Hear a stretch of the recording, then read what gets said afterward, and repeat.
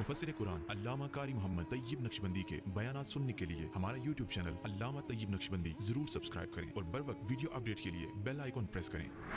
और इस महीने में कसीर औलियाए कामिलीन के आरास हैं, उनके अय्याम विसाल हैं।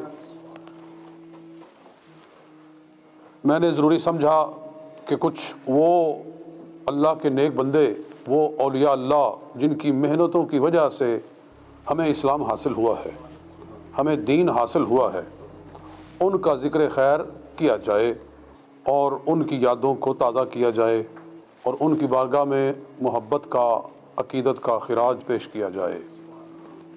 उनमें से एक हजूर दाता गंज बख्श अली हजवेरी रहमतुल्लाह ताला अलैह की ज़ात मुबारका है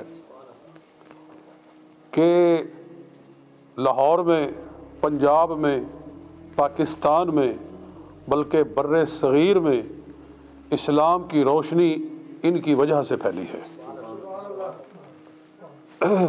अल्लाह ताला ने ये ख़ित्ता-ए पंजाब कह लो या पूरा बर्रे सग़ीर कह लो, यहाँ इस्लाम औलिया अल्लाह के ज़रिए पहुँचा है। अरब का ख़ित्ता, उसका अक्सर हिस्सा सहाबा किराम ने जिहाद से फ़तह किया और इस्लाम वहाँ जिहाद के ज़रिए पहुँचा। अफ्रीका के अक्सर ममालिक मराकश तक ये जिहाद के ज़रिए फ़तह हुए और अल्लाह के शेर मर्दों ने, मुजाहिदों ने जिहाद करके दीन को गालिब किया, दीन वहाँ तक पहुँचा है। और ये हमारा ख़ित्ता जो है, ये बादशाहों ने फ़तह नहीं किया, ये मुजाहिदीन ने फ़तह नहीं किया और ये लोहे की तलवार से फ़तह नहीं हुआ है, ये इस्लाम की तलवार से और किरदार की तलवार से फ़तह किया गया है।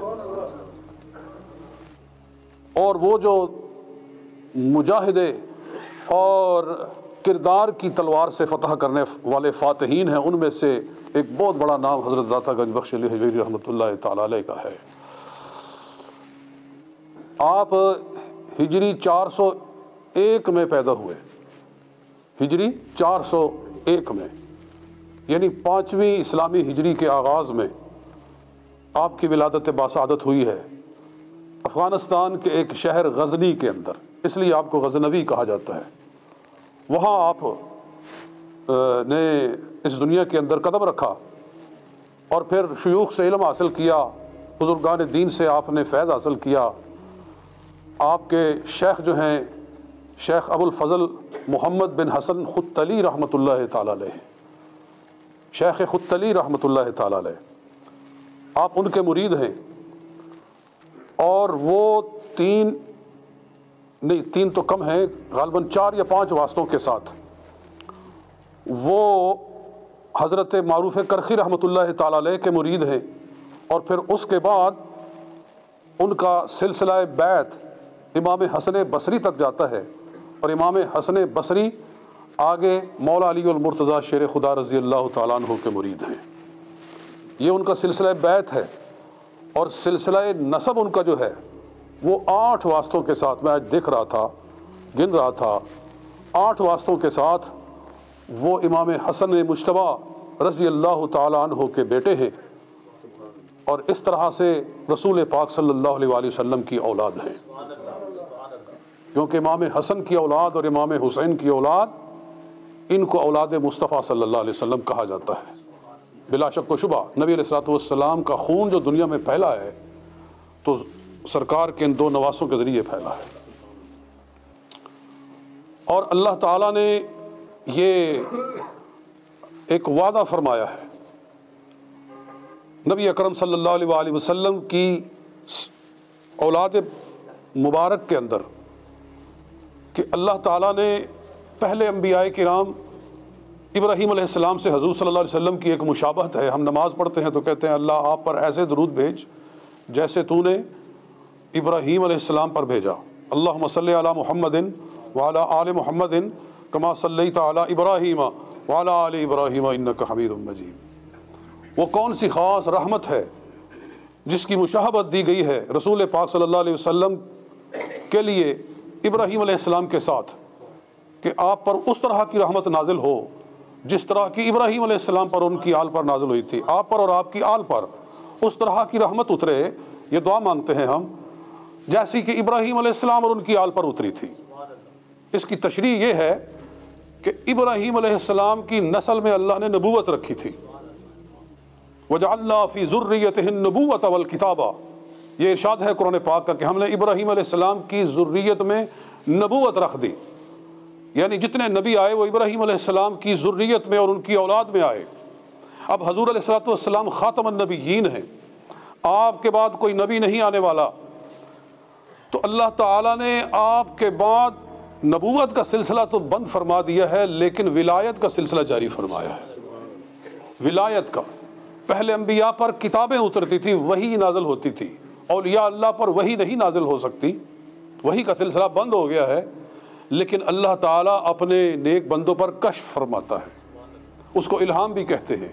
کشف و الہام کا سلسلہ جاری ہے، اور کشف و الہام کے سلسلے کو ہم وحی کا درجہ نہیں دے سکتے، یہ بھی ایک گمراہی ہے۔ مرزا قادیانی نے یہیں سے اپنا الو سیدھا کرنے کی کوشش کی۔ کشف اور الہام یہ حجت نہیں ہے کسی کے لیے، بات اسی طرف جا رہی ہے۔ میں یہ عرض کر رہا تھا کہ ابراہیم علیہ السلام کی ذریت میں اللہ تعالیٰ نے نبوت جاری فرمائی، اور سید عالم صلی اللہ علیہ وآلہ وسلم کی اولاد میں اللہ تعالیٰ نے ولایت جاری فرمائی۔ یہ نہیں کہ ولایت صرف اولاد رسول ہی میں ہو سکتی ہے، باہر نہیں ہو سکتی، باہر بھی ہو سکتی ہے، باہر بھی اولیاء اللہ ہوئے ہیں اور ہوتے ہیں، اللہ تعالیٰ جس پر چاہے اپنا کرم فرما دے، لیکن جتنی کثرت کے ساتھ اور جتنی بہتات کے ساتھ ولایت نبی علیہ السلام کی آل پاک میں جاری کی گئی ہے، حسنی حسینی سادات میں جس کثرت سے اللہ تعالیٰ نے اولیاء اللہ دنیا میں بھیجے ہیں، ایسا کسی ذریت میں نہیں ہے، ایسا کہیں نہیں ہے جتنا نور اللہ تعالیٰ نے ولایت کا نبی علیہ السلام کی آل پاک میں جاری فرمایا۔ اگر آپ نے اس کا مظاہرہ دیکھنا ہے تو 12 ائمہ جو اہل بیت کے ہیں ان کو دیکھ لو، حضرت امام زین العابدین کو دیکھ لو، امام جعفر صادق کو دیکھو، امام محمد باقر کو دیکھو، امام موسیٰ کاظم کو دیکھو، علی رضا کو دیکھو، اور امام محمد نقی کو دیکھو، امام حسن عسکری کو دیکھو، جو جتنے اہل بیت کے ائمہ ہیں ان کو دیکھو، حضرت امام زید کو دیکھو، جی حضرت نفس زکیہ کو دیکھو، یہ سارے کے سارے اولاد رسول میں سے ہیں۔ اور پھر مزید آگے دیکھنا ہے تو داتا علی حجویری رحمۃ اللہ تعالی علیہ کو دیکھو، جن کا ہم ذکر کر رہے ہیں، خواجہ معین الدین چشتی اجمیری کو دیکھو، اور سب سے بڑھ کر حضرت غوث الثقلین سیدنا عبد القادر جیلانی بغدادی رحمۃ اللہ تعالی علیہ کو دیکھو۔ یہ وہ عظیم نفوس قدسیہ ہیں جو اللہ تعالیٰ نے سادات کرام کے اندر پیدا فرمائے ہیں۔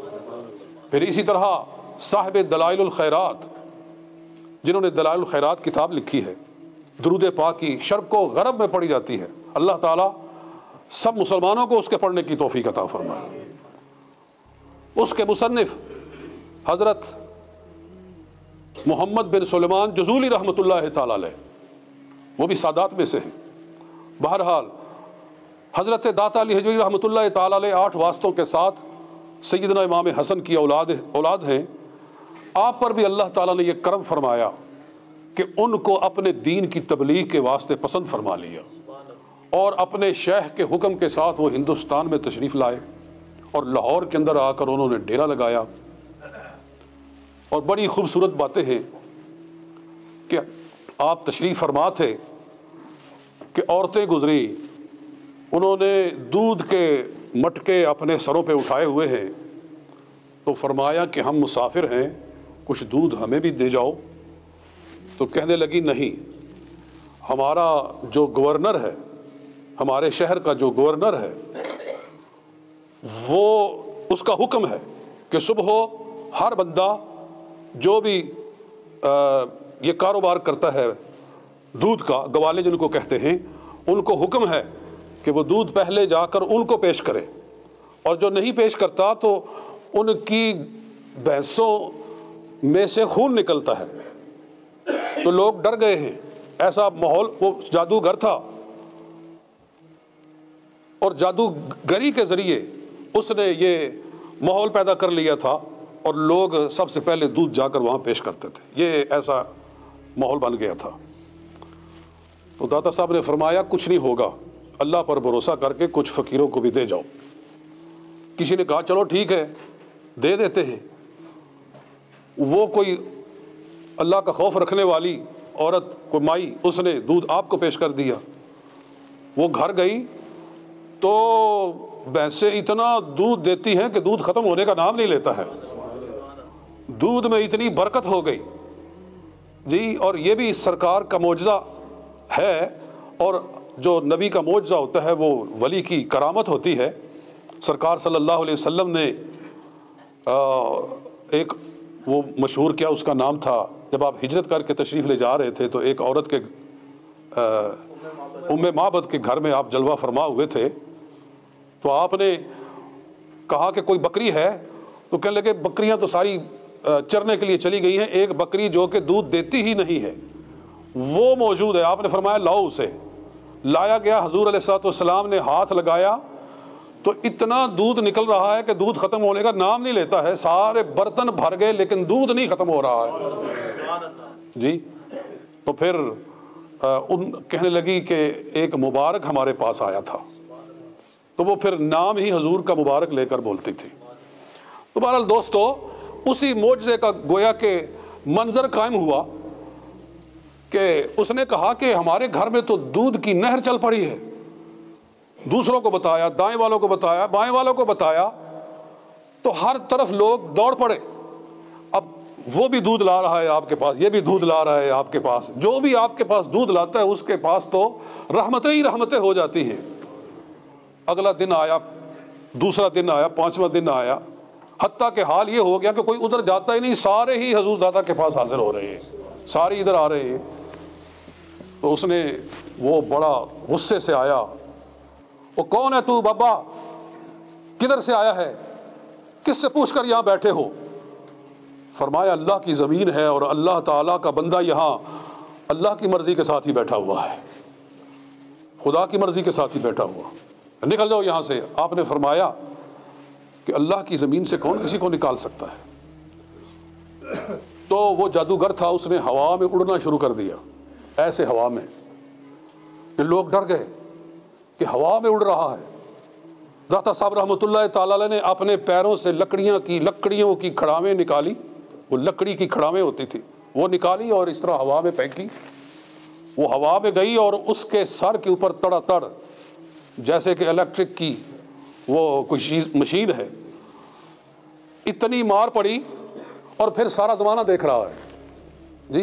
अल्लाह ताला ने चाहा कि अपने दोस्त की शान को बुलंद फरमाए, दाता साहब की शान को बुलंद फरमाए, तो उसके सर के ऊपर वो खड़ावें इस तरह तड़ातड़ पड़ रही हैं। 10-12 लगी तो दिमाग टिकाने आ गया और गिरा आकर आपके कदमों के नीचे और कलमा पड़ा और दायरा इस्लाम में दाखिल हो गया जी।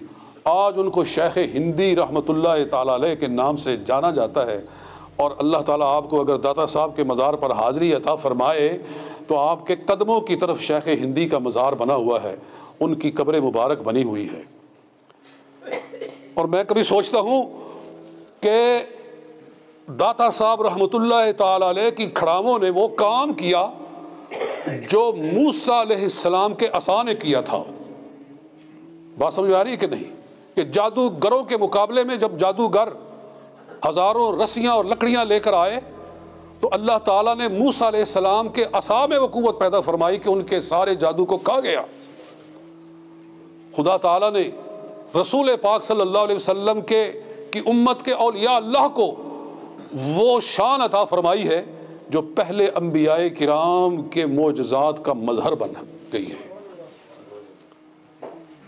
तो ये दाता साहब रहमतुल्लाह ताला अलैह की शख्सियत है। और वहाँ से फिर ये सिलसिला चला है कि जब आपका उर्स आता है तो जो लाहौर के दूध बेचने वाले हैं वो आज भी दाता साहब के उर्स पर कसरत से दूध लेकर आते हैं और दूध की सबील लगती है 3 दिन और मुसलसल लोग दूध पीते हैं। लाहौर में मेरा ख्याल है अगर खालिस दूध मिलता है तो दादा साहब के उर्स पर मिलता है बस जी। तो अल्लाह के नेक बंदों को अल्लाह ताला ने ये शान अता फरमाई। और फिर ये देखो कि بڑے بڑے بادشاہ چلے گئے، کوئی ان کا نام لینے والا نہیں، کوئی ان کے مزار پہ کھڑے ہونے والا نہیں، کوئی ان کا ذکر کرنے والا نہیں، لیکن داتا صاحب رحمۃ اللہ تعالی علیہ کے مزار پر آپ دن کے 12 بجے چلے جائیں یا رات کے 12 بجے چلے جائیں، آپ کو سینکڑوں کے حساب سے لوگ کھڑے قرآن پاک پڑھتے ہوئے نظر آئیں گے۔ یہ درست ہے کہ نہیں؟ آپ لوگوں نے دیکھا ہے کہ نہیں؟ اکثر لوگوں نے دیکھا ہوگا۔ اور یہی لاہور ہے۔ ذرا دیکھو، لاہور کے اندر آپ داخل ہوں تو داخل ہونے سے پہلے شاہدرہ آتا ہے، ایک علاقہ ہے شاہدرہ، اور وہاں مقبرہ جہانگیر ہے، جہانگیر بادشاہ کا مقبرہ ہے۔ اور وہ مقبرہ بھی صرف اس لیے بنا ہے، کسی نے عقیدت سے نہیں بنایا، بلکہ آثار قدیمہ کے محکمہ نے بنایا ہے۔ محکمہ آثار قدیمہ جو ہے پاکستان کا، کہ پرانے آثار جو ہیں ان کو، قدیم آثار جو ہیں ان کو، ہسٹوریکل پلیسز ہیں ان کو محفوظ کیا جائے، کہ ایک تاریخ محفوظ ہو، اس واسطے بادشاہ کے مقبرے کو بنا دیا گیا ہے، ورنہ کسی نے عقیدت سے نہیں بنایا، تو بنا ہوا ہے۔ اور وہاں 2 قبریں ہیں، ایک جہانگیر بادشاہ کی ہے اور ایک اس کی بیوی نور جہاں کی ہے۔ میں گیا ہوں، میں نے دیکھا ہے، کیونکہ ہم تو ہیں ہی لاہور کے رہنے والے، تو کئی دفعہ وہاں گئے، جب بھی کبھی چھٹی ہوتی ادھر ادھر چلے جاتے تھے، دیکھتے تھے۔ تو ان کے مزار پہ کھڑے ہو کر کوئی فاتحہ نہیں پڑھتا، کوئی فاتحہ نہیں پڑھتا، بس ایک ہسٹوریکل پلیس کو دیکھنے کے لیے جاتے ہیں لوگ۔ اور بلکہ میں نے دیکھا ہے کہ لوگ وہاں کھڑے کچھ کھا رہے ہیں، گنڈیریاں چوس رہے ہیں اور چھلکے مار رہے ہیں، جی، بجائے فاتحہ پڑھنے کے وہاں لوگ چھلکے پھینک رہے ہیں۔ یہ بادشاہ کا مزار ہے، جو سمجھتا تھا کہ میرے حکم کے بغیر چڑیا پر نہیں مار سکتی، اس نے حکم دیا تھا کہ مجھے سجدہ کیا جائے، لوگ اس کو سجدہ کیا کرتے تھے۔ اور حضرت مجدد الفسانی رحمۃ اللہ تعالی علیہ نے سجدہ کرنے سے انکار کیا تھا، اور علامہ اقبال نے پھر اس کی تعریف کرتے ہوئے کہا کہ گردن نہ جھکی جس کی جہانگیر کے آگے، وہ ہند میں سرمایہ ملت کا نگہباں، جی، جو سجدے کرواتا تھا، اور آج اس کا یہ حال پڑا ہوا ہے۔ اور نور جہاں نے خود کہا تھا، بر مزار ماں غریباں نئے چراغے نئے گلے، نئے پرے پروانہ سوزت نئے نوائے بلبلے۔ ہم مر جائیں گے تو ہماری قبر پر کسی پروانے کا پر نہیں جلے گا، اور وہاں کسی بلبل کی نوا نہیں آئے گی۔ اس نے اپنی زندگی میں کہا تھا، وہ شاعرہ تھی، اور اس نے زندگی میں کہا تھا کہ بر مزار ماں غریباں نئے چراغے نئے گلے، نہ کوئی چراغ جلے گا، نہ کوئی پھول کی پتی برسے گی، جی، یعنی گویا انہیں معلوم تھا کہ کیا ہونے والا ہے، یا اللہ تعالیٰ کبھی زبان پہ ایسے الفاظ جاری کر دیتا ہے۔ اور وہی لاہور ہے، میں کہنا یہ چاہ رہا ہوں، ٹائم مختصر ہے، وہی لاہور ہے۔ اور آپ پہلے بادشاہ کا مزار بھی دیکھ لیں، اور وہاں سے گزر کر پھر داتا صاحب کے مزار پر بھی آ جائیں، تو وہ فقیر جو کہ ایک محلے کا بھی حاکم نہیں تھا، وہ جو ایک بستی کا بھی حاکم نہیں تھا، آج بڑے بڑے بادشاہ بھی آ کر وہاں سر جھکا کر کھڑے ہوتے ہیں کہ نہیں ہوتے ہیں۔ اسی لیے کسی نے کہا کہ اگر گہتی سراسر باز گیرت، چراغ مقبلاں ہرگز نہ میرت۔ اللہ تعالیٰ اپنے بندوں کی شانوں کو یوں بلند کر، جو اس کو یاد کرتے ہیں خدا ان کی یاد تازہ کر دیتا ہے۔ اذکرونی فاذکرونی اذکرکم، اللہ تعالیٰ فرماتا ہے تم مجھے یاد کرو، میں تمہیں یاد کروں گا۔ تو اللہ کا یاد کرنا یہ ہے کہ اللہ تعالیٰ بندوں کے دلوں میں اپنے محبوبوں کی یاد کو داخل فرما دیتا ہے۔ اور حدیث بھی ہے، حضور علیہ السلام نے فرمایا اذا احب اللہ عبدا نادا جبرائیل، جب اللہ کسی بندے سے محبت کرتا ہے تو جبریل سے فرماتا ہے کہ انی احب فلانا فاحبہ، کہ اے جبریل میں فلاں بندے سے محبت رکھتا ہوں، تو بھی اس سے محبت فرما، تو بھی اس سے محبت۔ اور پھر جبریل حکم دے دیتے ہیں تو ہر طرف ان کی محبت پھیل جاتی ہے۔ تو یہ ہے داتا صاحب رحمۃ اللہ تعالی علیہ۔ اللہ تعالیٰ ان کے درجات کو ہماری طرف سے مزید بلند فرمائے۔ وما علینا الا البلاغ۔